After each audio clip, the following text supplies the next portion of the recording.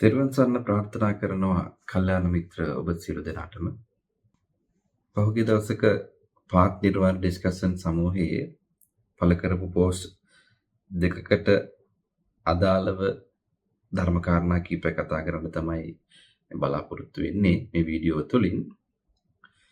පහුගිය දවසක හදිසියේ ඇතිවෙච්ච සිතුවිල්ලක් සම්බන්ධයෙන් මම පෝස්ට් දෙකක් පළ කරා පාත් නිර්වාණ ඩිස්කෂන් සමූහයේ. එකක් තමයි බුද්ධඝෝෂ තෙරුන් වහන්සේට විරුද්ධව ඇති චෝදනා මොනවාද කියන පෝස්ට් එක. එතනදී මට දැනගන්න අවශ්‍යතාවය තිබුණේ බුද්ධඝෝෂ තෙරුන් වහන්සේට චෝදනා කරන බොහෝ පිරිසක් ඉන්න නමුත් හරිහමං චෝදනාවක් පැහැදිලිව දකින්නට ලැබෙන්නේ නැති නිසා ඒ මොනවාද මේ චෝදනා කියන එක පිළිබඳව පැහැදිලි පිළිතුරක් බලාපොරොත්තුෙන් තමයි ඒ පෝස්ට් එක පළ කරේ. ඉතින් හිතපු විදිහටම සෘජු චෝදනාවක් බුද්ධඝෝෂ තෙරුන් වහන්සේට ඉදිරිපත් වෙලා තිබුණේ නැහැ. යම් කටකතා මාර්ගයෙන් පැතිරෙන ප්‍රසිද්ධ චෝදනාව පමණමයි අටුවා ගිනි තිබුවා කියන කාරණාව. ඒක තමයි සඳහන් වෙලා තිබුණේ. මේ කාරණාව පිළිබඳව පාත් නිර්වාණ ඩිස්කෂන් සමූහයේ විමසුවෙත් ඒක තමයි සාමාන්‍යයෙන් ලංකාවේ ප්‍රධානතම ධර්ම සාකච්ඡා පවත්වන සමූහය. ඉතින් ඒ සමූහයට දැම්මට පස්සේ ඔක බොහෝ දෙනෙක් දකිනවා. බොහෝ දෙනෙක් දන්නවා මේ සමූහයේ තිබෙනා වූ ධර්ම කාරණාවක් පිළිබඳව. ඉතින් ඒ සමූහයේ පළ කරලත් කවුරුත් සෘජුව බුද්ධඝෝෂ තෙරුන් වහන්සේට චෝදනාවක් ඉදිරිපත් කරන්නට ඉදිරිපත් වෙලා තිබුණේ නැහැ. එතනින්ම තේරුම් ගන්න පුළුවන් මේ බුද්ධඝෝෂ තෙරුන් වහන්සේට ඉදිරිපත් කරන චෝදනා පදනම් විරහිත බව. සෘජුව කෙනෙක්ට බුද්ධඝෝෂ තෙරුන් වහන්සේට චෝදනාවක් කරගන්න තරම් හැකියාවක් නැති බව එයින් අපිට මූලික වශයෙන්ම තේරුම් ගැනීමේ හැකියාව තිබෙනවා. කොයි විදිහක හරි චෝදනාවක් ඉදිරිපත් වෙයි කියන බලාපොරොත්තුවෙන් මේ බුද්ධඝෝෂ තෙරුන් වහන්සේට තියෙන චෝදනා මොනවාද කියන එක දැනගන්නට ඒ පෝස්ට් එක පළ කරා. නමුත් බලාපොරොත්තු වෙච්ච තරම් චෝදනාවක් උන්වහන්සේට ඉදිරිපත් වෙලා තිබුණේ නැහැ. ඒ එකම තව පෝස්ට් එකක් පළ කරේ අටුවා වැරදි කියලා කියන අය පෙන්වන අටුවාවේ වැරදි තැන් මොනවාද කියන පෝස්ට් එක. දැන් එතනදී බුද්ධඝෝෂ තෙරුන් වහන්සේට චෝදනා කරනවා වගේම බොහෝ දෙනෙක් ප්‍රකාශ කරන කාරණාවක් තමයි මේ අටුවාව විකෘති කරලා තියෙන්නේ, ධර්ම විකෘතියක් කරලා තියෙන්නේ. ඒ නිසා නිවන ඇහිරලා තිබෙන්නේ. බුද්ධ දේශනාව විකෘති කරලා තමයි අටුවාව සකස් කරලා තිබෙන්නේ. මේ අටුවාව ලියපු බුද්ධඝෝෂ තෙරුන් වහන්සේ අටුවාව ලිව්වා කියලා තමයි ගොඩක් අය කියන්නේ. නමුත් ඇත්ත කතාව ඒක නෙවෙයි. බුද්ධඝෝෂ තෙරුන් වහන්සේ පරිවර්තනය කළා පමණයි. ඉතින් ඒ අටුවාව බුද්ධඝෝෂ තෙරුන් වහන්සේ විකෘති කරා කියලා කරන ඒ චෝදනාවේදී මොනවාද මේ වැරදි තැන් කියන එක කවුරු හරි සෘජුව ඉදිරිපත් කරනවා නම් හොඳයි කියන අදහසින් තමයි ඒ පෝස්ට් එක පළ කරේ. නමුත් එතනදිත් ප්‍රමාණවත් විදිහේ වැරදි පෙන්වා දීමක් සිද්ධ වුණේ නැහැ. දැන් දවසක් පුරාවට කාලය ඉඳ දීලා තිබුණා. නමුත් එහෙම චෝදනාවක් වැරදි තැනක් සෘජුව පැහැදිලිව පෙන්වලා දීලා නැහැ. මෙන්න මේක බුද්ධ දේශනාවේ තිබෙන මෙන්න මේ කාරණාව මෙතනදී මේ විදිහට විකෘති කරලා තියෙනවා කියලා සෘජුව කවුරුත් පෙන්වලා දීලා නැහැ. එතනදිත් පටන් ගන්න තැනම අටුවා වැරදි කියලා කියන්න හැකියාවක් නැහැ කියන එක ඒ චෝදනා කරන අය විසින් ස්වභාවයෙන්ම ඔප්පු කරලා තියෙනවා. ඉතින් කොහොම නමුත් එතනදී මේ පෝස්ට් වලින් උපුටාගත්ත යම් කමෙන්ට් පිළිබඳව බුද්ධ දේශනාවේ තිබෙන අදහස, බුද්ධ දේශනාවේ තිබෙන අර්ථය කුමක්ද කියන එක ප්‍රකාශ කරන්නට බලාපොරොත්තු වෙනවා. ඒ නිසා තමයි මේ වීඩියෝව ඉදිරිපත් කරන්නේ. එතනදී මුලින්ම බුද්ධඝෝෂ තෙරුන් වහන්සේට තියෙන චෝදනාව ගත්තොත් බුද්ධඝෝෂ තෙරුන් වහන්සේ ධර්ම විකෘති කරා, බුද්ධඝෝෂ තෙරුන් වහන්සේ අටුවා විනාශ කරා කියන මේ චෝදනා කරන අය කරන්නා වූ එකම චෝදනාව තමයි බුද්ධඝෝෂ තෙරුන් වහන්සේ මේ අටුවා ගිනි තිබ්බා. හෙළ අටුවා ගිනි තිබුවා කියන කාරණාව. ඇත්තටම යම්කිසි සබුද්ධික පුද්ගලයෙකුට ප්‍රඥාවක් තිබෙන පුද්ගලයෙකුට මේක තේරුම් ගන්න හරිම ලේසි. අටුවා ගිනි තිබ්බා කියලා කියන කතාවේදී විවිධ තැන්වල විවිධාකාරයෙන් තිබෙනවා. එක තැනක සඳහන් වෙනවා ඇත්තු 7 දෙනෙක්ගේ උසට අටුවා ටික එකතු කරලා ගිනි තැබුවා. මේ ආදී වශයෙන් චෝදනා. යමක්කමක් තේරෙන කෙනෙක් ඉන්නවා නම්, බුද්ධියක් තියෙන කෙනෙක් ඉන්නවා නම්, මොලයක් තියෙන කෙනෙක් ඉන්නවා නම් ඔහුට තේරුම් ගන්න පුළුවන් බුද්ධඝෝෂ තෙරුන් වහන්සේ අටුවා පරිවර්තනය කරන කාලේ වෙනකොට මේ ලංකාවේ රහතන් වහන්සේලා වැඩ සිටියා. තනි භික්ෂුන් වහන්සේ නමක්, පෘථග්ජන භික්ෂුන් වහන්සේ නමක්, උන්වහන්සේ මඟපලලාභී කියලා කිසි තැනක සඳහනක් නැහැ. පෘථග්ජන තනි භික්ෂුන් වහන්සේ නමක් විසින් කොහොමද මේ ලංකාවේ තිබුණ අටුවා ගිනි තිබ්බේ? රජෙක් ඉන්නව රට පාලනය කරන්න, මහා භික්ෂුන් වහන්සේලා සමූහයක් වැඩ ඉන්නවා, සිව්වනක් පිරිසක් ඉන්නවා. එහෙම තියෙද්දී ඒ තනි පුද්ගලයෙකුට අටුවා ගිනි තියන්න පුළුවන්. අටුවා කියලා කියන්නේ එක පොතක් නම් ගිනි තිබ්බා කියන්න පුළුවන්. නමුත් ඇත්තු 7 දෙනෙක්ගේ උසට අටුවා ගිනි තිබ්බා කියලා කියනකොට ඒක ප්‍රායෝගිකව සිද්ධ වෙන්න බෑ. සිද්ධ කරන්නට පුළුවන් සියලුම මහරහතන් වහන්සේලා මහා විහාරය අතහැරලා දාලා ගිහිල්ලා, රට අතහැරලා දාලා ගිහිල්ලා, කාත් කවුරුත් මේ රටේ නැති වෙලාවක නම් ගිනි තියන්න පුළුවන්. හැබැයි ඇත්තු 7ක් වෙනකන් ওই ටික ගොඩ ගහන්නම කොච්චර කාලයක් යනවද? කොහොමද ওই ටික ඔච්චර ගොඩ ගැහුවේ? ඔච්චර උසකට, ඔච්චර ප්‍රමාණයකට කොහොමද ගොඩ ගැහුවේ? අටුවා කියලා කියනකොට එක පොතක් තියෙන විදිහක් නැහැනේ. ත්‍රිපිටකය දැන් ගත්තත් පොත් 57කට බෙදලා තියෙනවා. ඒවට අටුවා තියෙනවා, ටීකා තියෙනවා, බොහෝ ප්‍රමාණයක් තියෙනවා. එතකොට හෙළ අටුවා ගත්තට පස්සේ ඒ අටුවා ලියා තබපු පුස්කොළ පොත් එකක් නෙමෙයි, බොහෝ ප්‍රමාණයක් තියෙනට ඕනේ. ඒ වගේම ලංකාවේ ප්‍රධාන වශයෙන් අනුරාධපුර වගේම උරුහුණ මූලික කරගෙන, නැගෙනහිර පළාත මූලික කරගෙන බොහෝ භික්ෂුන් වහන්සේලා, බොහෝ රහතන් වහන්සේලා මේ ලංකාවේ වැඩ සිටියා. එහෙම තියෙද්දි ඒ තැන් තැන්වල විස්තරලා තිබුණු පුස්කොළ පොත් සියල්ලම මේ විදිහට ගෙනල්ලා ගිනි තිබ්බද? මුළු ලංකාවේ භික්ෂුන් වහන්සේලා අයින් කරලා ඒ සියලුම තැන්වල තියෙන පුස්කොළ පොත් අනුරාධපුරයට ගෙනල්ලා ගිනි තිබ්බද? එහෙම නැත්නම් අනුරාධපුරයේ තිබුණු පොත් විතරක් ගිනි තිබ්බද? ඒතර අනුරාධපුරයේ තිබ්බ පොත් විතරක් ගිනි තිබ්බනම් නැගෙනහිර ප්‍රදේශයේ, රුහුණ ප්‍රදේශයේ ඉතිරි පොත් ටික තියෙන්නට ඕනේ. එතකොට කොහේ මේ විදිහේ ප්‍රායෝගික ප්‍රශ්න බොහෝ ප්‍රමාණයක් විමසන්නට පුළුවන් මේ අටුවා ගිනි තිබ්බා කියන කතාවේදී. අටුවා ඇත්තටම ගිනි තිබ්බා නම් ඒක කොහොමද කළේ? අන්න ඒක තමයි මූලිකව විමසන්න ඕනි කාරණාව. බුද්ධඝෝෂ තෙරුන් වහන්සේ කොහොමද තනියෙන් හෙළ අටුවා සියල්ලම ගිනි තිබ්බේ? අන්න ඒ ප්‍රශ්නට උත්තරයක් දෙන්න පුළුවන් කෙනෙක් ඉන්නවා නම් ඔය බුද්ධඝෝෂ තෙරුන් වහන්සේ අටුවා ගිනි තිබ්බා කියන චෝදනාව ඔප්පු කරන්න පුළුවන්. නමුත් ඔය කියන විදිහේ දෙයක් බුද්ධඝෝෂ තෙරුන් වහන්සේට තනිවම කරන්නට බැහැ. බුද්ධඝෝෂ තෙරුන් වහන්සේට අටුවා සියලුම අටුවා, ලංකාවේ තිබෙන සියලුම අටුවා එකතු කරලා ගිනි තියන්න කිසිම විදිහක හැකියාවක් ලැබෙන්නේ නැහැ. රහතන් වහන්සේලාගෙන් මගහැරිලා, සිව්වනක් පිරිසෙන් මගහැරිලා, රටේ රජතුමාගෙන් මගහැරිලා, මේ සියලු දෙනාගෙම මගහැරිලා තනි භික්ෂුන් වහන්සේ නමකට මේ ලංකාවේ තුල තිබුණා වූ සියලු අටුවා ගිනි තැබීම කියන දේ කරන්නට බැහැ. ඒ නිසා මේ බුද්ධඝෝෂ තෙරුන් වහන්සේ අටුවා ගිනි තැබුවා කියන කාරණාව පදනම් විරහිත අභූත චෝදනාවක්. මේ පිළිබඳව ශාස්ත්‍රීය වශයෙන් විස්තර කරන්න යන්නේ නැහැ. නමුත් කතාව පටන් ගන්න තැනම කියන්න පුළුවන්. ඕක ප්‍රායෝගිකව කරන්න බෑ.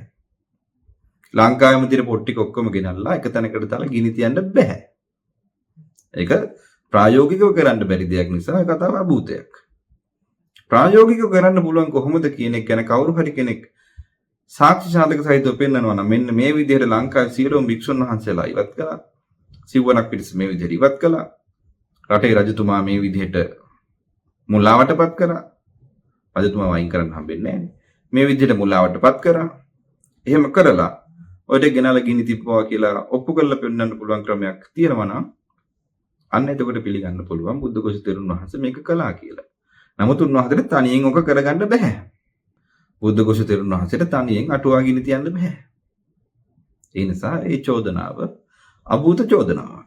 ඉතින් බුද්ධඝෝෂ තෙරුන් වහන්සේට චෝදනාවක් විදිහට තියෙන්නේ අටුවා ගිනි තැබුවා කියන එක. ඉතින් ඒක ප්‍රායෝගික නොවන චෝදනාවක්. අබුත චෝදනාවක්. තේරුමක් නැති චෝදනාවක්. ඊට පස්සේ බැලුවොත් එහෙනම් බුද්ධඝෝෂ තෙරුන් වහන්සේ කලා කියන වැරදිවලදී එහෙම මෙහෙන් යන කතාවක් තමයි උන්වහන්සේ ධර්ම කාරණා උන්වහන්සේට හිතෙන විදිහට වෙනස් කරලා තියෙනවා බුද්ධ දේශනාවට වෙනස් විදිහට කියලා. උන්වහන්සේගේ විසුද්ධි මාර්ගයට අවශ්‍ය විදිහට අටුවා ලිව්වා කියන කතාවක් ගොතන්න සමහර අය උත්සාහ කරලා තියෙනවා. නමුත් ඒකත් පැහැදිලිවම අසත්‍ය කතාවක්. මොකද අටුවා තබා විසුද්ධි මාර්ගයේ තබා සාමාන්‍ය විදිහට රේරුකාණේ ස්වාමීන් වහන්සේගේ පොත් ටිකවත් කියවපු නැති මිනිස්සු තමයි මේ අටුවාවට ඒ වගේ චෝදනා කරන්න යන්නේ. කිසිම කෙනෙකුට විසුද්ධි මාර්ගය තුල තිබෙන ධර්ම කාරණාවක් වැරදි කියලා ඔප්පු කරන්න පුළුවන් ක්‍රමයක් තාම ලැබිලා නැහැ. අටුවා ගැන කොහෙත්ම කතා කරන්න වුන් දන්නේ නැහැ. අටුවා කියවල නැති නිසා අටුවා කියුවත් අටුවා තුල තිබෙන ධර්ම කාරණා වැරදි කියලා පෙන්වන්න පුළුවන් කිසිම කෙනෙක් නැහැ. ධර්ම කාරණාව. අටුවා තුල තිබෙන කිසිම ධර්ම කාරණාවක් මේ හේතුවෙන් මේ ධර්ම කාරණාව මෙන්න මේ දේශනාවට විරුද්ධයි කියලා කිසිම කෙනෙකුට පෙන්වන්න පුළුවන් කමක් තවම ලැබිලා නැහැ. ඒ නිසා බුද්ධඝෝෂ තෙරුන් වහන්සේ උන්වහන්සේට ඕන විදිහට අටුවා විකෘති කරා කියලා කියනවා නම් ධර්මයේ විකෘති කරා කියලා කියනවා නම් ඔහු ධර්ම විනය ආදාරපු නැති කෙනෙක්. පෙළ අටුවා අධ්‍යයනය කරපු නැති කෙනෙක්. ඒ නිසා ඒ චෝදනාවත් පදනම් විරහිත චෝදනාවක් වෙනවා. ඉතින් කිසි කෙනෙක් බුද්ධඝෝෂ තෙරුන් වහන්සේට චෝදනාවක් ඉදිරිපත් කළා නැහැ. ඒ නිසා ඉතින් උන්වහන්සේ නිර්වද්‍යයි කියලා තමයි කියන්න තියෙන්නේ. බුද්ධඝෝෂ තෙරුන් වහන්සේ බුද්ධ දේශනාවට විනාශයක් සිද්ධ කළා නැහැ. හානියක් සිද්ධ කරලා නැහැ. උන්වහන්සේ කළා තියෙන්නේ සේවයක්. ඒ තමයි නිරන්තරයෙන් වෙනස් වෙන භාෂාවකින් තිබුණු අටුවාව පාලි භාෂාවට නැංවීම. සිංහල කියලා කියන්නේ නිරන්තරයෙන් වෙනස් වෙන භාෂාවක්. මේ අද තියෙන වචනේ නෙමෙයි, තව අවුරුදු 5ක් 10ක් යනකොට ඒ වචනේ අර්ථය හාත්පසින් වෙනස් වෙනවා. එදා අසභ්‍ය දේවල් අද සભ્ય විදිහට සම්මත වෙනවා. අද සભ્ય දේවල් පස්සේ අසභ්‍ය විදිහට සම්මත වෙනවා. ඒ විදිහට භාෂා වෙනස් වෙන නිසා ඒ භාෂාවෙන් ත්‍රිපිටකය තිබුණා නම්, ඒ භාෂාවෙන් අටුවාව තිබුණා නම් ධර්මයේ තේරුම් ගැනීමට හැකියාවක් නැති වෙලා යනවා. නමුත් පාලි භාෂාවෙන් පවතින නිසා, ඒ වගේම පාලි භාෂාවේ අර්ථය වෙනස් නොවන නිසා ධර්මය වටහා ගැනීමට අපහසුතාවයක් ඇතිවන්නේ නැහැ. ඒ නිසා උන්වහන්සේ මේ අටුවාව පාලි භාෂාවට නැංවීම කළ යුතුම තිබූ සේවාවක්. උන්වහන්සේක නොකළා නම් මේ වෙනකොට බුද්ධ ශාසනය අතුරුදහන් වෙලා තියෙනටත් පුළුවන්. ඒ නිසා උන්වහන්සේට නමස්කාර පූර්වකව පුණ්‍ය අනුමෝදනා සිද්ධ කරන උන්වහන්සේ මේ වෙනකොට පිරිනවම් පාලා තිබේ නම් වන්දනාමාන කරනවා. නැත්නම් උන්වහන්සේට පුණ්‍ය අනුමෝදනා කරනවා. උන්වහන්සේගේ පාරමිතා සපුරාගෙන සුවසේ නිවනින් සැනසීමටම ලැබේවා කියලා.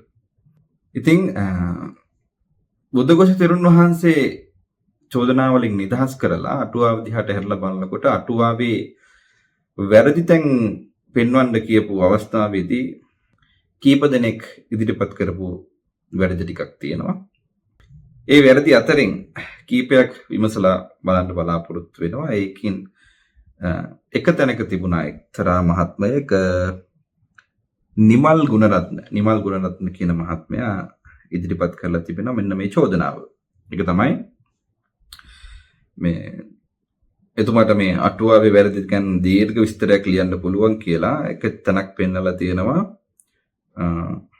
විනය පිටකයේ මහා වග්ග පාළියේ එකෙහි බුදුහාමුදුරුවෝ දේශනා කරනවා බුද්ධත්වයෙන් පසුව වැඩ සිටියේ පසු දක්වන ආකාරයට සති 5යි කියලා. පිළිවෙලින් බෝධි මූලයේ අජපල් නුගරුක, මිදෙල්ල රුක, කිරිපල රුක, නැවත අජපල් නුගරුක. නමුත් සමන්ත පාසාදික අටුවාවේ සිංහල පරිවර්තනයේ පිටු 6-7 කවුරුත් දාන්න සති 7ක් ගැන කියවෙනවා. ළඟට ඉංග්‍රීසි අටුවාවලත් ඒ විදිහට සති 5යි තියෙන්නේ කියලා ඔහු පෙන්වා දීලා තිබෙනවා. එතකොට මේ සත්සත්‍ය සහ සති 5 කතාවේදී භාග්‍යතුන් වහන්සේ බුද්ධත්වයෙන් සත්සත්‍යයක් ගත කළා කියන එක තමයි ප්‍රසිද්ධම කතාව. එතකොට ඒක භාග්‍යතුන් වහන්සේ දේශනා කරලා නැහැ කියන එක තමයි ඔහු කියන්නේ. භාග්‍යවතුන් වහන්සේ දේශනා කරලා තියෙන සති 5යි කියන එකයි ඔහුගේ චෝදනාව. මේ සති 5 කතාවේදී ඒකට ගැළපෙන සූත්‍ර දේශනාවක් මෙන්න මේ විදිහට ඉදිරිපත් කරන්නට පුළුවන්. විනය පිටකයේ මහා වග්ගපාළියේම මෙන්න මේ විදිහට තියෙනවා අජපාල කතාවේදී.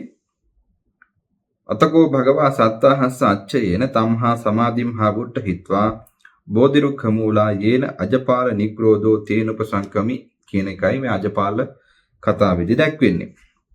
මේ අජපාල කතාවේදී මේ දැක්වෙන කාරණාව අටුවා තුළ විස්තර කරනකොට විස්තර කරනවා අතකෝ භගවා සත්තාහස්ස අච්චේන තම්හා සමාධිම්හා වුට්ට හිත්වා බෝධිරුක්ඛ මූලා යේන අජපාල නිග්‍රෝධෝ තේනුපසංකමීති එත්ත න භගවා තම්හා සමාධිම්හා වුට්ට හිත්වා අනන්තරමේව බෝධිරුක්ඛ මූලා යේන අජපාල නිග්‍රෝධෝ තේනුපසංකමි.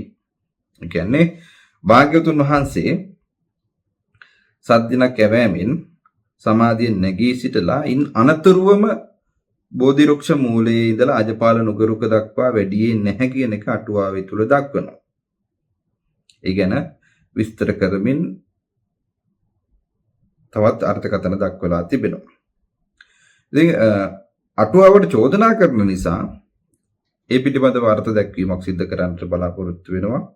එකක් බෝධිරාජ කුමාර කතාවස්තුවේදී සහ අනෙක අරිය පරිේෂණ සූත්‍රයේදී දැක්වෙන භාග්‍යවතුන් වහන්සේ විසින්ම දේශනා කරපු මෙන්න මේ ධර්ම කාරණා එක්ක.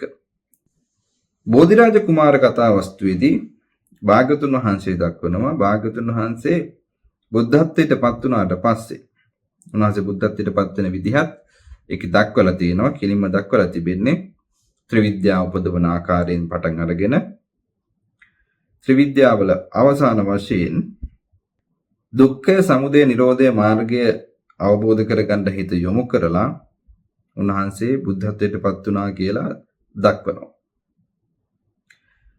ඒ දක්වලා ඉන් අමතරව කෙලින්ම දක්වලා තිබෙන්නේ උන්වහන්සේට මේ ධර්මයේ ගැඹීරයි මේ ගැඹීර ධර්මය දේශනා කරන්න අමාරුයි කියන උන්වහන්සේට පහළ වෙච්ච විතර්කය පිළිබඳව තමයි එතනදී කෙලින්ම දක්වලා තිබෙන්නේ.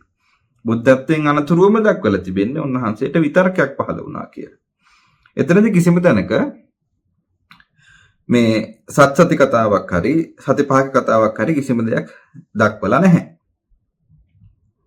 එතකොට ඒ වගේම තමයි අරිය පරිේෂණ සූත්‍රය තුලත් ඒ විදිහටමයි උන්වහන්සේ බුද්ධත්වයට පත් වුණාට පස්සේ උන්වහන්සේට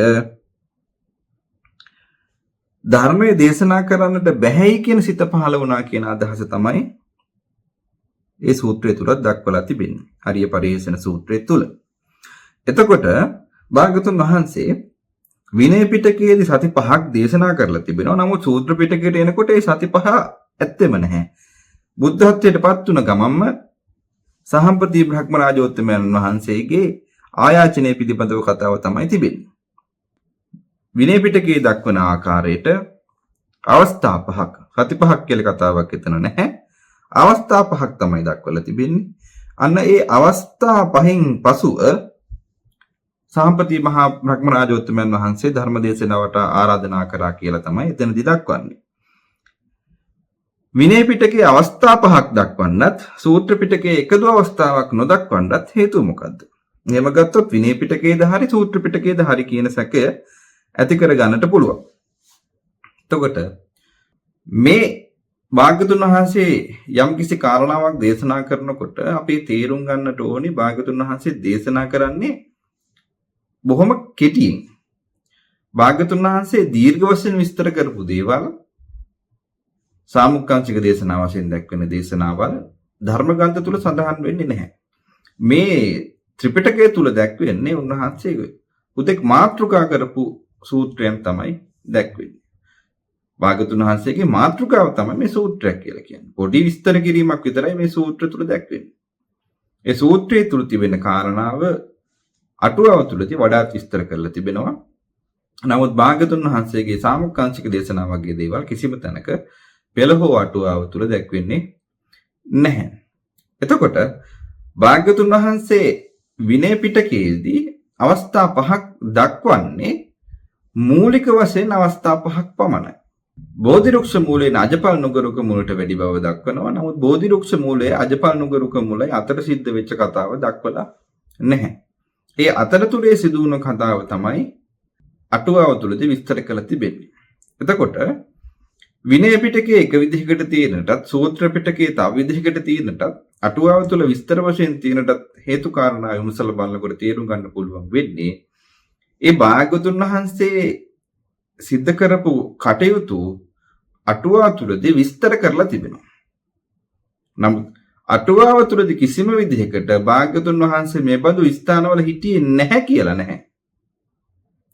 මේ ස්ථානවල වැඩ සිටියා වගේම මේ සති 5 ගත කළා වගේම අමතරව සති 2ක විස්තරයක් දක්වලා තිබෙනවා. සති 7ක විස්තරයක් දක්වලා තිබෙනවා මිසක සති 5 වැරදි කියලාත් නැහැ. කිසිම විදිහකට විනය පිටකයේ තුල තිබෙනා වූ ධර්ම කාරණාවට පරස්පර විරෝධී දෙයක් ඉදිරිපත් කළා නැහැ. විස්තර වැඩි කිරීමක් විතරයි කරලා තිබෙන්නේ. භාග්‍යවතුන් වහන්සේ බෝධි වෘක්ෂ මූලයේ සිට අජපල් නුගරුක දක්වා වැඩලා තිබෙනවා. භාග්‍යවතුන් වහන්සේ එතනදී කිසිම විදිහකට දේශනා කළා නැහැ. බෝධි වෘක්ෂ මූලයේ ඉන්නේ නැගිටපු ගමන්ම අජපල් නුගරුක මුලට වැඩියා කියලා. එතනදී ඒ කාරණාව තමයි අටුවා තුලදී විස්තර කරලා තිබෙන්නේ.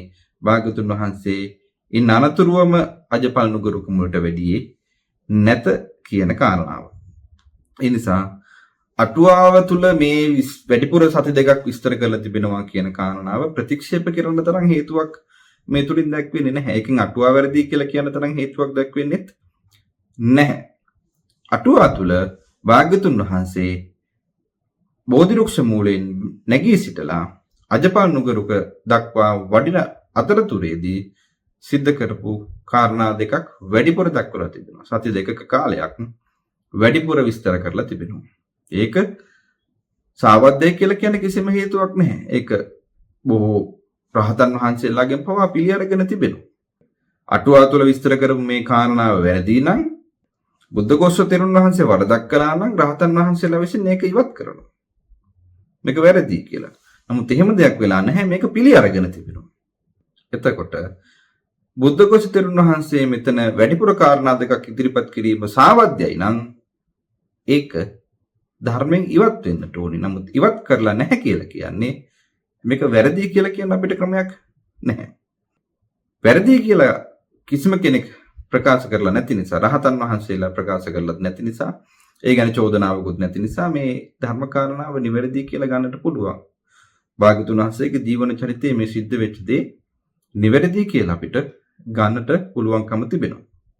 ඒ නිසා මේ විනය පිටකයේ සති 5ක් තිබෙනටත් අටුවාව තුළ සති 7ක් විස්තර කරලා තිබෙනටත් හේතුව භාග්‍යවතුන් වහන්සේ කෙටියෙන් ධර්මය දේශනා කිරීම අටුවා තුළදී විස්තර වශයෙන් ප්‍රකාශ කරලා තියෙන නිසා.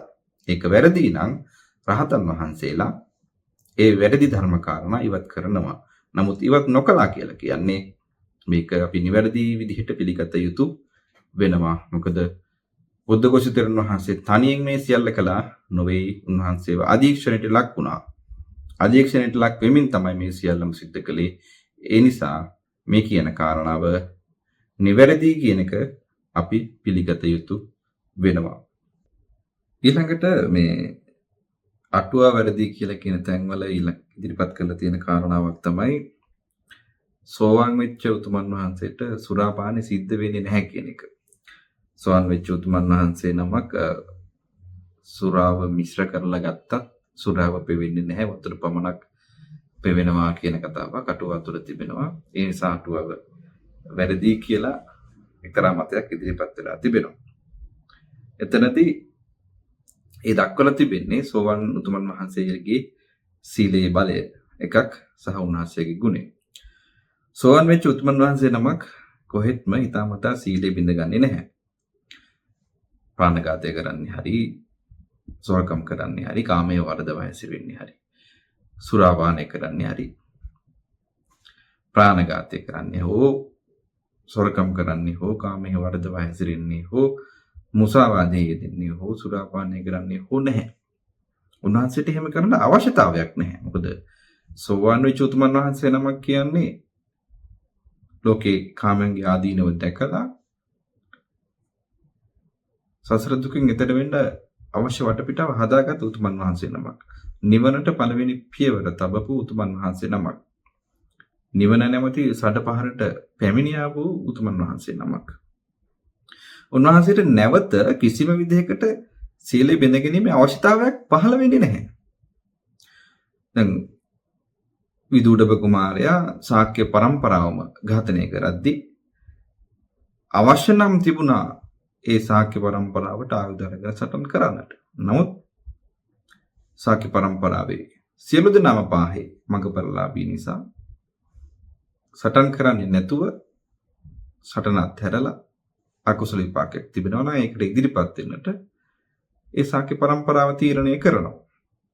ඒ වගේ සෝවාන් වෙච්ච උතුමන් වහන්සේ නමකට කිසිම විදිහකට පංචශීලයේ බිඳ ගැනීමේ අවශ්‍යතාවයක් ඇති වෙන්නේ නැහැ. ඒ නිසා මේ අටුවාවේ දක්වලා තිබෙන ධර්ම කාරණාව විමසා බැලීම පිණිස සෝවාන් වෙලාද නැද්ද කියන එක දැන ගැනීම පිණිස සුරාපානය කිරීම සුදුසුයි වගේ පුදු හිස් ප්‍රලාපයක් ගොඩනගලා තිබෙන කතාව හාස්‍යජනකයි. උන්වහන්සේ හිතාමතා කිසිම විදිහකට පංචශීල බිඳගන්නේ නැහැ. උන්වහන්සේ නිසා සුරාපානයක් සිද්ධ කරන්නේ නැහැ. උන්වහන්සේට සුරාපානයක් සිද්ධ වෙන්නට හේතුවක් තිබෙනවා නම් ඒ උන්වහන්සේට යම්කිසි ආකාරයකට වෙන දෙයකට කවලම් කරලා හොයාගන්නට බැරි වෙන ආකාරයෙන් බොන්න දුන්නොත් පමණයි. නමුත් උන්වහන්සේ ඒක පානය කරන මොහොතේම ඒක සුරා විදිහට දැනුනොත් ඒත් බැහැර කරනවා. ඒ වගේම උන්වහන්සේගේ සීලේ බලය නිසා යම්කිසි විදිහකට එහෙම යම්කිසි කෙනෙක් සුරාව පවන්න කටයුතු කරනවා නම් ඒක ඇත්තටම උන්වහන්සේගේ සීල බලයෙන්ම පානය නොවි නතර වෙනවා. ඒක නතර වෙන විදිහ මෙහෙමයි කියන එක ඔප්පු කරලා පෙන්නන්නට ඔය තර්ක කරන පුද්ගලයන්ගේ ක්‍රම වලින් හැකියාවක් ලැබෙන්නේ නැහැ. මොකද මේ ධර්මයේ කියන එක තර්කයෙන් වටහා ගන්නට බෑ. ධර්මයේ වටහා ගන්නට පුළුවන් වෙන්නේ ඒ ධර්මයේ තිබෙනා වූ ගුණයෙන්. බුදුරජාණන් වහන්සේගේ ගුණයෙන්, ධර්මයේ ගුණයෙන්, සංඝරත්නයේ ගුණයෙන් තමයි මේ 84000ක් ධර්මස්කන්ධේ වටහා ගන්නට තිබෙන්නේ. ඉතින් සෝවාන් වෙච්ච උතුමන් වහන්සේ සුරාපානය කරන්නේ නැහැ කියන එක යම්කිසි කෙනෙක් තර්ක කරලා ඔප්පු කරන්න යනවා නම් මේ සරකාණි වගේ සූත්‍රයක් මුල් කරගෙන ඒක කොහෙත්ම සිද්ධ නොවන දෙයක්. මොකද භාගතුන් වහන්සේ පැහැදිලිවම දේශනා කරනවා සරකාණි නම් ශාක්‍යතෙම මරණාසන්න කාලය වෙනකොට සීලය පරිපූර්ණකාරී කියලා. ඊට කලින් සුරාපානය කරා වෙන්නට පුළුවන්. නමුත් සෝවාන් වුණාට පස්සේ ඒක නැහැ. උන්වහන්සේ සෝවාන් වුණාට පස්සේ සුරාපානයක් සිද්ධ කරලා නැහැ. මරණාසන්න කාලයේදී සුරාපාන පංචශීලයේ සම්පූර්ණයෙන්ම ආරක්ෂා කරගෙන තිබෙනවා. සුරාපානයේ සම්පූර්ණයෙන්ම වැළකීලා තිබෙනවා. ඒ නිසා භාග්‍යවතුන් වහන්සේ ඍජුවම ප්‍රකාශ කරනවා සරකාණි කියලා කියන්නේ සෝවාන් උතුමන් වහන්සේ නමක් කියලා. සරකාණි උතුමන් වහන්සේ සුරාපානය කරා කියලා කවුරු හරි කියනවනේ ඒක සම්පූර්ණ මුසා වගේ සෝවාන් වෙන්න කලින් කරපු එකක්. සෝවාන් වුණාට පස්සේ ඒක කරලා නැහැ. එතකොට මේ ධර්ම කාරණාවක් වැරදියට වටහාගෙන සෝවාන් වෙච්ච උතුමන් වහන්සේත් පංචශීලයේ කඩා ගන්නවා වගේ කතාවක් කියන්න යනවා නම් ඒක ඒ ධර්මයේ නොදන්න පුද්ගලයාගේ හිස් තර්කයක්, ප්‍රලාපයක්, මුග්ධ ප්‍රකාශයක් කියලා තමයි කියන්න තියෙන්නේ. සෝවාන් වෙච්ච උතුමන් වහන්සේ හිතාමතා කිසිම විදිහකට සුරාපානයක් සිද්ධ කරන්නේ නැහැ. හිතාමතා කිසිම විදිහකට පංචශීලයේ කඩා ගන්නේ නැහැ. උන්වහන්සේ පංචශීලයේම එකටයි සමාදන් වෙන්නේ. ශික්ෂාපද වෙන වෙනම නෙවෙයි. පංචශීලයේම එකට සමාදන් වෙනවා. ඒක අමුතුවෙන් සමාදන් වෙන්න දෙයක් නැහැ. අදිෂ්ඨාන වෙනවා හිත තුළම. එතකොට උන්වහන්සේ ආයෙක කඩන්න යන්නේ නැහැ. උන්වහන්සේ යම් කිසි විදිහකට හෝ වංචාවකට ලක් කරලා අර විදිහට සුරාවක් පොවන්න හැදුවත් උන්වහන්සේට ඒක පෙවෙන්නේ නැහැ. උන්වහන්සේ දැනනකොට මේක ප්‍රතික්ෂේප කරනවා එකක්. අනිත් එක උන්වහන්සේගේ සීල බලයෙන් ඒක පෙවෙන්නේ නැති වෙන්නේ යම්කිසි හෝ ආශ්චර්යයක් සිද්ධ වෙනවා. මේ ආශ්චර්ය අద్భుත කියන ඒවා තේරුම් ගන්න යම්කිසි කෙනෙකුට හැකියාවක් නැත්නම් ඒකට අපිට කරන්න දෙයක් නැහැ. ඒක ඒ පුද්ගලයාගේ දෝෂයක්. ආශ්චර්ය අద్భుත දේවල් අත්දකලා නැත්නම් අත්දකින්න නැත්නම් ඒක ඒ පුද්ගලයාගේ ගැටලුවක්. නැතු ආශ්චර්ය අద్భుත සිද්ධ නොවීමේ ගැටලුවක් නෙමෙයි එතන තිබෙන්නේ. ආශ්චර්ය අద్భుත කාරණා තිබෙනවා.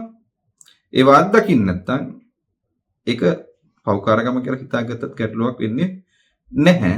මොකද ආශ්චර්ය අద్భుත කාරණා දකින්න හැකියාව ලැබෙන්නේ, අත්දකින්න හැකියාව ලැබෙන්නේ, විඳින්න හැකියාව ලැබෙන්නේ යම්කිසි ගුණයක් දිනු කරනවා නම් පමණයි. ඉතින් සෝවාන් වෙච්ච උතුමන් වහන්සේගේ ගුණය දකින්න පුළුවන් වෙන්නේ යම්කිසි විදිහකට සෝවාන් වෙන්න උත්සාහ කරන කෙනෙකුට. එහෙම නැත්නම් මගපරලාභී වෙන උතුමන් වහන්සේ නමකට.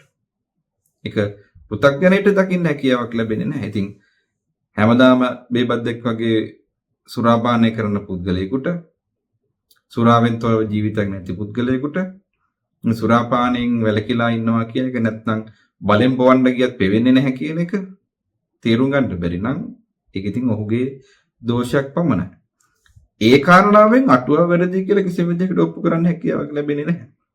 සෝවාන් උතුමන් වහන්සේට සුරාපානය වෙන්නේ නැහැ. ඒක ඇත්ත. බලහත්කාරයෙන් කරන්න ගියත් වෙන්නේ නැහැ. වංචාවකින් කරන්න ගියත් වෙන්නේ නැහැ. ඒක උන්වහන්සේගේ ගුණය, උන්වහන්සේගේ සීලය, උන්වහන්සේගේ ආශ්චර්ය භාවය. ඒ සරකාණි සූත්‍රය තුල දක්වලා තිබෙන ධර්ම කාරණා වටහා ගන්න බැරුව සරකාණි සූත්‍රය මුල් කරගෙන අටුවා වැරදි කියන්න යනවා නම්, එහෙම නැත්නම් සෝවාන් වෙච්ච උතුමන් වහන්සේලා සුරාපානය කරන්න යනවා කියලා කියනවා නම් ඒක ධර්මය නොදන්නා පුද්ගලයෙක්ගේ දෝෂයක්. අටුවාව තුළ දක්වලා තියෙන කාරණය නිවැරදි. කිසිම විදිහකට අටුවාව තුළ ධර්මයට පරස්පර දෙයක් දක්වලා නැහැ. සෝවාන් වෙච්ච උතුමන් වහන්සේට පොවන්න ගියත් සුරාපේ වෙන්නේ නැහැ. කුමන හෝ හේතුවක් මත ඒ නතර වෙනවා. ඒක තේරු ගන්නට පුළුවන් කමක් ලැබෙන්නේ මගපරලාභී උතුමන් වහන්සේලාට හිංසා පීඩා කරපු පුද්ගලයන්ගේ ජීවිත විනාශ වෙලා තිබෙන ආකාරය දැක්කොත් තේරුම් ගන්න පුළුවන් ওই සෝවාන් වෙච්ච උතුමන් වහන්සේ නමකට වංචාවෙන් හෝ සුරාවක් පවන්න යනවා නම් මොන වගේ දෙයක් වේද කියන එක හිතා ගන්න හැකියාව ලැබේ. ඒ උන්වහන්සේලාගේ සීලයේ, උන්වහන්සේලාගේ සමාධියේ, උන්වහන්සේලාගේ ප්‍රඥාවේ මගපලවල ආශ්චර්ය භාවය නිසා තමයි ඒ සීලේ නොබිදී ආරක්ෂා වෙන්නේ. සරකාණි කියන උතුමන් වහන්සේ මගපල ලැබුවට පස්සේ නැවත කිසිම විදිහකට සුරාපානයක් කළේ නැහැ. උන්වහන්සේ සීලය ආරක්ෂා කරගෙන තමයි මේ පරලෝ යන්නේ. සෝවාන් වෙන්න කලින් මොන වරද කළත් සෝවාන් වුණාට පස්සේ උන්වහන්සේම වැරදි කළේ නැහැ. ඒක තමයි සත්‍යතාවය. අටුවා තුල දක්වලා තිබෙන කාරණාවේ දෝෂයක් එතන නැහැ. ඒක දෝෂයි කියලා ඔප්පු කරන්න පුළුවන් වෙන ධර්ම කාරණාවක් ත්‍රිපිටකයේ තුල පුළුවන් නම් හොයලා පෙන්නන්න. එහෙම දැක්වා ගැනීම හැකියාව ලැබෙන්නේ නැහැ. ඉතින් සුරාපාන කතාවෙන් අටුවා වැරදි කියලා කියන්න යනවා නම් ඒක ඔහුගේ නොදන්නා භාවය කියලා අපි ඍජුව ප්‍රකාශ කරන්නට ඕනේ. ඊළඟට අටුවව වැරදි කියලා කියන්න පුළුවන් තැනක් විදිහට එක්තරා පුද්ගලෙක් දක්වලා තිබුණා මේ හඳේ හාවගේ සලකුණ. සක්දේවරත්තුමා හඳේ හාව ඇඳලා තියෙනවා කියලා ජාතක කතාවක දැක්වෙන කාරණාව මුල් කරගෙන යටුව වැරදි කියලා කියන්න උත්සාහ කරනවා. සක්දේවරත්තුමා හඳේ හාව ඇඳද නැද්ද කියන එක දැන් ඉන්න කෙනෙක් දැකලා නැහැ. නමුත් ඒක අටුව තුළ දක්වලා තිබෙන්නේ ඒකට යම්කිසි හේතු කාරණාවක් සහිතව. එතකොට භාග්‍යවතුන් වහන්සේ දේශනා කරපු ධර්මය විස්තර කරලා අටුවාව තුළ මේ කාරණාව දක්වලා තිබෙද්දී හඳේ හාව ඇඳේ සක්දේව රජතුමා නෙවෙයි කියලා තර්ක කරලා ඔප්පු කරන්න ක්‍රමයක් හම්බ වෙන්නේ නැහැ. ඒකට අපිට ප්‍රතිවිරුද්ධ තර්කයක් දක්වන්න පුළුවන්. දැන් හඳේ බලනකොට හාවෙක් වගේ පේන්න තියෙනවා. හඳේ හාවෙක් නැති කතාවක් තුනට හඳේ හාව වගේ සලකුණු තියෙනවා. දැන් බටහිර විද්‍යාවෙන් උගන්වන්නේ උල්කාපාත නිසා ඒ විදිහට වුණා කියලා. උල්කාපාත කඩා වැටෙනකොට ඒ වගේ තියවිච්ච සලකුණු නිසා හඳේ හාවෙක් වගේ පේනවා කියලා. පොඩි ප්‍රශ්නයක් අහන්න පුළුවන්. ඇයි උල්කාපාත හාවෙක්ගේ හැඩයටම වැටුනේ?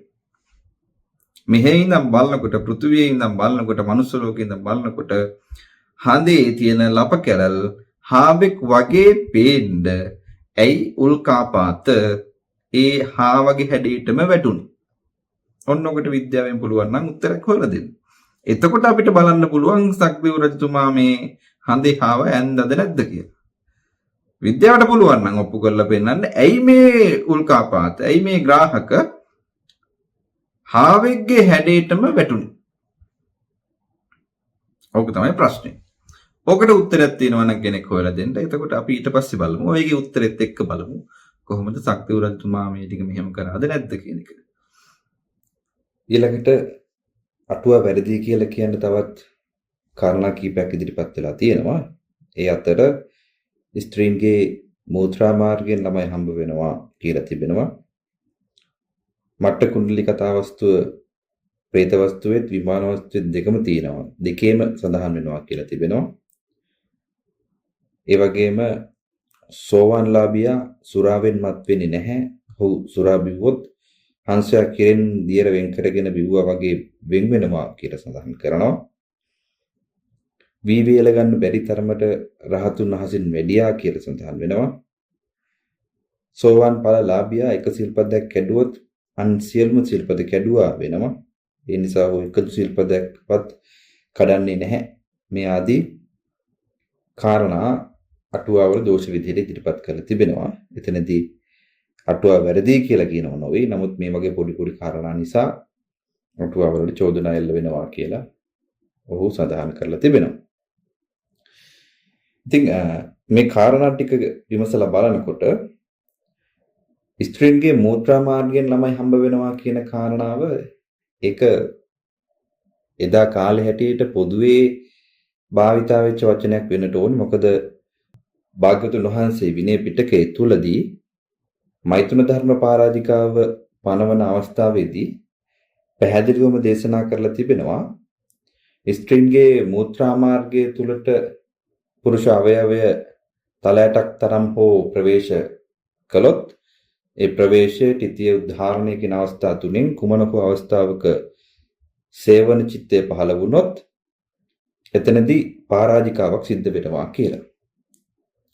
ඒ පැහැදිලිවම දක්වලා තිබෙන්නේ මේ බුද්ධ වචනය තුලම දක්වලා තිබෙන්නේ ස්ත්‍රීන් තුන්දෙනයි මනුෂ්‍ය ස්ත්‍රිය, අමනුෂ්‍ය ස්ත්‍රිය, තිරච්ඡානගත ස්ත්‍රිය. ඒ ස්ත්‍රීන් තිදෙනාගෙන් වච්චමග්ග, පස්සාව මග්ග, මුඛ කියලා මාර්ග තුනක් දක්වලා තිබෙනවා පරාජිකාවට හේතු වෙන. වච්ච මාර්ගය කියලා කියන්නේ මල මාර්ගය. මල පහ පිට කරන මාර්ගය. පස්සාව මග්ග කියලා කියන්නේ මූත්‍රා පිට කරන මාර්ගය. මුඛ කියලා කියන්නේ මුඛය. එතකොට මේ මාර්ග තුනෙන් එකක හෝ මෛතුන සේවනයේ සිද්ධ කළොත් පරාජිකා කියලයි බුද්ධ දේශනාව තුළම දක්වලා තිබෙන්නේ. එතකොට මෙතනදී මේ වර්තමාන විද්‍යාවේ හැටියට යෝනි මාර්ගය කියලා විශේෂයෙන් හැඳින්වුවත් මේ බුද්ධ දේශනාව තුළ දක්වලා තියෙන ආකාරයට ස්ත්‍රී අවයවය නැත්නම් ස්ත්‍රී යෝනි මාර්ගය සෘජුවම පස්සාව මග්ග කියලා හඳුන්වලා තිබෙනවා කියන එක අපි දකින්නට පුළුවන්. මොකද බාහිරින් බැලුවම මූත්‍රා මාර්ගයේ යෝනි මාර්ගයේ වෙන් කරලා අඳුන ගන්න වෙනම අවයව නැහැ. ඒ නිසා යෝනි මාර්ගයත් මූත්‍රා මාර්ගයත් දෙකටම එකම වචනෙන් හැඳින්වුවා වෙන්නට පුළුවන්. ඉතින් බුද්ධ දේශනාව තුලදී භාග්‍යවතුන් වහන්සේම ස්ත්‍රී ප්‍රජනක පද්ධතියට පස්සාව මාර්ගය කියලා දක්වලා තිබෙනවා නම් පස්සාව මාර්ගයෙන් එහෙම නැත්නම් මූත්‍ර මාර්ගයෙන් දරුවෝ හම්බ වෙනවා කියලා දක්වලා තිබෙන්නේ ඒ කාලේ සම්මත භාෂාවේ හැටියට වෙන්නට පුළුවන්. පැහැදිලිවම ස්ත්‍රී පුරුෂ සංසේවනයක් සිද්ධ වෙන අවස්ථාවේදී ස්ත්‍රී අවයවය තුළට පුරුෂ ලිංගයේ ප්‍රවේශ කිරීම ආදී තුලින් පරාජිකාවකටපත් වෙන්න පුළුවන්. නමුත් ඒ ස්ත්‍රී ප්‍රජනක පද්ධතිය ස්ත්‍රී යෝනි මාර්ගය හඳුන්වලා තිබෙන්නේ පස්සාව මාර්ගයේ විදිහට. එතනදී ඒ සම්මතයේ තිබුණු වචනයක් විදිහට තමයි අපිට සලකන්නට සිද්ධ වෙන්නේ. ඉතින් ඒ නිසා අටුවාව තුළ මුත්‍රා මාර්ගයෙන් දරුවෝ හම්බ වෙනවා කියලා යම් කිසි විදිහකට තියෙනවා නම් ඒක එදා පාවිච්චි වෙච්ච වචනයක්. භාග්‍යවතුන් වහන්සේ ඒ අවයවය හඳුන්වලා තිබෙන්නේ මුත්‍රා මාර්ගයේ විදිහට. පස්සාව මග්ග විදිහට තමයි ඒක හඳුන්වලා තිබෙන්නේ. ස්ත්‍රී අවයවය මූත්‍රා මාර්ගයේ විදිහට හඳුන්වලා තිබෙන නිසා අටුවා තුලත් ඒ විදිහටම භාවිතා වුණා විය යුතුයි. ඒ නිසා ස්ත්‍රී මූත්‍ර මාර්ගයෙන් ළමයි හම්බ වෙනවා කියන කාරණාවේදී ඒක දෝෂයක් විදිහට දකින්නට හැකියාවක් ලැබෙන්නේ නැහැ. මොකද භාග්‍යවතුන් වහන්සේ ස්ත්‍රී යෝනි මාර්ගයට මූත්‍රා මාර්ගය කියලා තමයි හඳුන්වලා දීලා තිබෙන්නේ. ඒ නිසා ඒක බුද්ධ දේශනාවට පරස්පර විරෝධී නැහැ. ඒක එදා කාලේ හැටියට භාවිතා වෙන වචනයක් වෙන්නට පුළුවන්. වර්තමාන කාලේ හැටියට අවයව දෙක වෙන් කරලා අඳුනගත්තා වුණාට එදා කාලේ පොදුවේ පාවිච්චි කළේ මූත්‍රා මාර්ගය කියන වචනේ නම් ඒ වචනේ වෙනසක් පමණයි මෙතන තිබෙන්නේ. නැතුව අටුවාව සහ බුදු දේශනාව අතර පරස්පර විරෝධී භාවයක් නැහැ. ඊළඟට මට්ට කුණ්ඩලී කතා වස්තුව විමාන වස්තුවෙත් പ്രേත වස්තුවෙත් තිබෙනවා කියලා දක්වනවා. ඒ පමණක් නොවේ ජාතක කතාව තුලත් මට්ට කුණ්ඩලී කතා වස්තුව තිබෙනවා. ඒක අටුවාවේ දෝෂයක් නෙවෙයි ධර්ම සංග්‍රාහක තෙරුන් වහන්සේලා විසින් සිද්ධ කරපු දෙයක්. කුමන හෝ හේතුවක් මත ඒ ස්ථාන තුනේම මේ මට්ට කුණ්ඩලී කතා වස්තුව දකින්නට ලැබෙනවා. විමාන වස්තු, പ്രേත වස්තු සහ ජාතක දේශනාව තුල. ඒ නිසා ඒක අටුවාවේ දෝෂයක් නොවේ. ඒක ධර්ම සංග්‍රාහක තෙරුන් වහන්සේලා විසින් සිදු කරපු දෙයක්. ඒකේ අපිට දෝෂයක් දකින්නට දෙයක් නැහැ. ඒක උන්වහන්සේලාගේ සංස්කරණයක්. ඉන් අනතුරුව විමසලා තිබෙන්නේ සෝවාන්ලාභියා සුරාවෙන් මත් වෙන්නේ නැහැ. ඔහු සුරා බිව්වොත් හංසයක් කිරින් දියර වෙන් කරගෙන බිව්වා වගේ වෙනවා කියලා දක්වලා තිබෙන එක. ඒකට මීට කලින් පිළිතුරු ලබලා දුන්නා. උන්වහන්සේ සීලවන්ත නිසා හිතාමතා සුරාපානයක් සිද්ධ කරන්නේ නැහැ. ඒ වගේම උන්වහන්සේ වංචාවකට ලක් කරලා හෝ බලහත්කාරයෙන් හෝ පවන්නට ගියත් ඒක සිද්ධ වෙන්නේ නැහැ කියන කාරණාව. ඒ නිසා මේක ලොකු ගැටලුවක් නෙවෙයි. උන්වහන්සේට කොහොමත් සුරාව පානයක් සිද්ධ වෙන්නේ නැහැ. උන්වහන්සේගේ සීලේ බලය ඒ තුල පිහිටන නිසා. ඒකත් එක්කම ගන්නවා නම් සෝවාන්ලාභියා එක සිල්පදයක් කැඩුවොත් අන් සියලු සිල්පද කැඩෙනවා කියන කතාව. එතනදී හේතුව වෙන්නේ සෝවාන් උත්තමයන් වහන්සේ පංචශීලයේ සමාදන් වෙන්නේ එක ශික්ෂාපදයක් විදිහට. එක සමූහයක් විදිහට සමාදන් වෙන නිසා තමයි එකක් කැඩුවොත් සියල්ලම කැඩෙනවා කියලා දක්වලා තිබෙන්නේ. මොකද පංචශීල වෙන වෙනම ගන්නවා නෙවෙයි සිල්පද සියල්ලම එකට සමාදන් වෙන්නේ. ඒ එකට සමාදන් වුණොත් එකක් කැඩුණොත් අනිත් ඒවා ටික කැඩෙනවා. ඒක තේරුම් ගන්න පුළුවන්. සාමණේර භික්ෂුන් වහන්සේ නමක් එක සිල්පදයක් කැඩුවත් සියලුම සිල්පද ටික කැඩලා යනවා. සාමණේර පැවිද්ද අහෝසි වෙලා යනවා. ඒ විදිහට තමයි සෝවාන් උතුමන් වහන්සේ පංචශීලෙම එකටමයි සමාදන් වෙන්නේ. ඒ නිසා එකක් කැඩුණත් සියල්ලම අහෝසි වෙලා යනවා. ඒක සීලය අර එකට සමාදන් වෙනකොට තිබෙන ලක්ෂණයක්. වෙන වෙනම සමාදන් වෙන්න නොවන නිසා එකටම සමාදන් වෙන නිසා එසේ සමාදන් වීම තුල දකින්නට ලැබෙන ලක්ෂණයක්. ඒ නිසා ඒක ගැටලුවක් නොවේ. ඒක වරදක් නොවේ. සීල්පද කුමන හෝ ආකාරයකට සෝවන් උතුමන් වහන්සේ පමණක් නොවේ පෘථග්ජනෙක් නමුත් සිල්පද සියල්ලම එකට සමාදන් වුණොත් ඒ සියල්ලේම එකක් කැඩුවත් සියලුම සිල්පද කැඩිලා යනවා. ඒක එකට සමාදන් වීමේ තිබෙන ලක්ෂණයක්. ඒක වරදක් නොවේ. ඉන් අනතුරුව වීවේල ගන්න බැරි තරමට රහතන් වහන්සේලා අහසින් වැඩියා කියන එක. ඒක ඉතින් කිසිම ගැටලුවක් තියෙන දෙයක් නෙවෙයි. අනුරාධපුර නගරේ ගත්තොත් ලක්ෂ සංඛ්‍යාත රහතන් වහන්සේලා වැඩ සිටියා. උන්වහන්සේලා පින්ඩපාතේ වඩින වෙලාවට කොහොමත් අහසින් වඩින්නට ඇති. ඒ වෙලාවට වීවේල ගන්න බැරි වෙන්න ඇති. ඒක ගැටලුවක් නොවේ. කිසිම තැනක සඳහනක් නැහැ උන්වහන්සේලා මුළු අහසම වැහෙන්න ඊර්දියෙන් වැඩමකටගෙන සිටියාය. නැත්තම් අහසේ එළිය වැටෙන්නේ නැති වෙන්න උන්වහන්සේලා අහසටම වෙලා හිටියා කියලා කතාවක් කිසිම තැනක සඳහනක් නැහැ. වීවේල ගන්න බැරි වුණා. රහතන් වහන්සේලා අහසෙන් වඩින වෙලාවට වීවේල ගන්න බැරි වුණා. ඒ තරමට රහතන් වහන්සේලා හිටියා කියන එකයි තියෙන්නේ. ඒක කිසිම ගැටලුවක් නැහැ. රහතන් වහන්සේලාට අහසෙන් වඩින්න කිසිම තහනමකුත් නැහැ. හැකියාවක් තිබෙනවා. තහනමකුත් නැහැ. ඉතින් උන්වහන්සේලා වඩින්න ඇති. ඒ වඩින අවස්ථාවේදී ඉර එළිය හරියට වැටෙන්නේ නැතුව හෙවණ වැටෙන්නට ඇති. ඒක විකෘතියක් නොවේ. ඒක ඉර්ධිමතුන්ගේ ලක්ෂණයක්.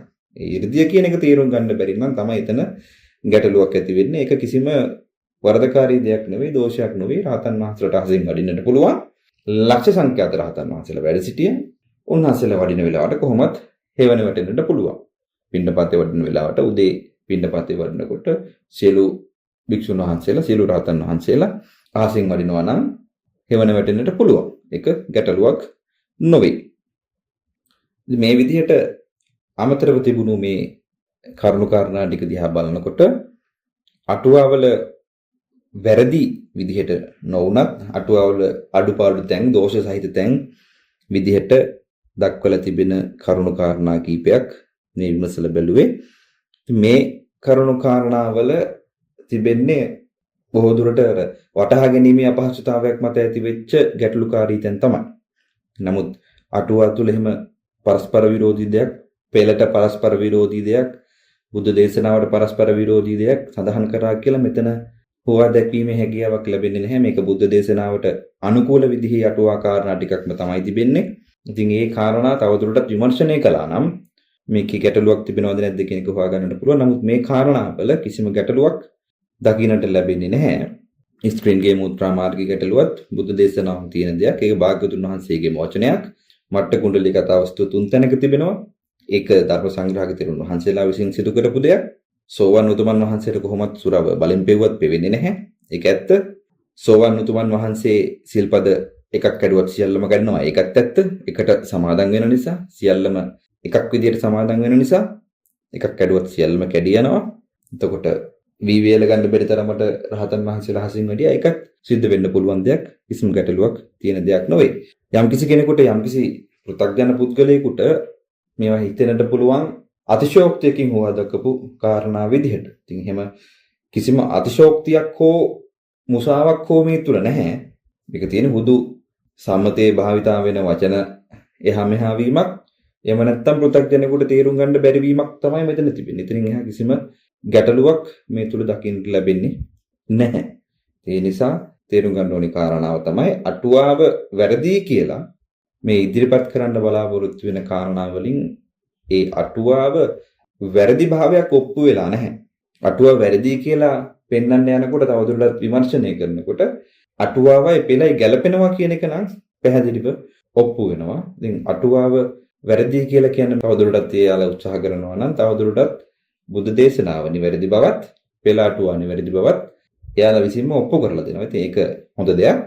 ඉතින් අපි ස්තුතිවන්ත වෙනවා මේ අටුවා විදෝෂ පෙන්ලා දීපු සියලුම දෙනාට. මොකද ඒ තුලින් ධර්මයේ විවර කිරීමේ හැකියාව ලැබෙනවා.